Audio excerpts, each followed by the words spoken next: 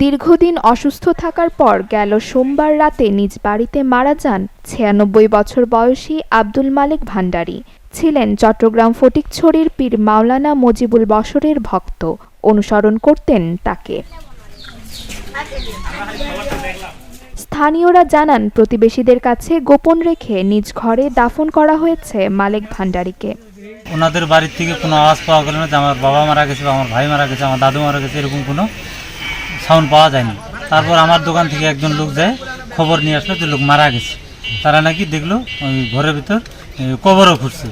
তারপরে পাশাপাশি আমরা এখানে 3 জন ছিলাম, হাজি সাহেব ছিল, সিদ্দিক চাচা ছিল, আমরা 3 জন যাই দেখলাম যে গুড় খুঁড়ছে, ওখানে দাফন করে রাখে, গুড়ের পাশেই রাখে দিচ্ছে। একজন মানুষ যখন মৃত্যুবরণ করবে, তার এলান হবে, তার জানাজার ক্ষেত্রে উন্মুক্ত সবাই জানবে, কিন্তু তারা তড়িৎ করে তারা তাদের গৃহের মধ্যে এটা দিয়েছে। আসলে এটা শরীয়ত সম্মত না, এবং আমরা যদি এগুলো এভাবে মানতে থাকি তাহলে আমাদের এলাকা, আমাদের দেশ এভাবে গমরার মধ্যে চলে যাবে। আব্দুল মালেক ফকির ভান্ডারীর সন্তানেরা জানেন, বাবার ইচ্ছেতেই ঘরের মেঝেতে দাফন করা হয়েছে।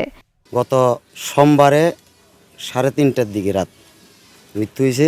যাওয়ার সময় ওসিয়ত করে গেছে যে আমি যেখানে থাকি পাশে এখানে দিবে, অন্য কোনো জায়গাতে যাতে আমাকে না নেওয়া হয়। ওনার কথা মোতাবেক ওসিয়ত যেভাবে করে গেছে ওইভাবে আমরা কাজ করছি। আপনারা সবাই দোয়া করবেন ওনার জন্য। আমি উপস্থিত ছিলাম আব্বার সামনে, তখন বললাম যে আমার বড় ভাইকে ডাক দিলাম, বললাম যে আমার ছোট ভাই ছিল একটা, আমার আম্মা ছিল, বলছে ঠিক আছে তাহলে বড় ভাইকে বলি। বড় ভাই বললো যে ঠিক আছে, যাদব বলে গেছে এইভাবে মাটি দিতে হবে।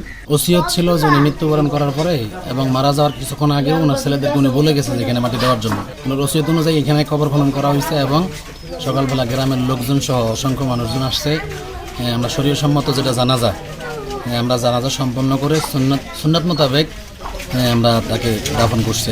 আব্দুল মালেক ভান্ডারীর বাড়ি পঞ্চগড় সদর উপজেলার 4 নম্বর কামাত কাজলদিঘি ইউনিয়নের কুচিয়ামোড় গ্রামে। Desk report, channel 24।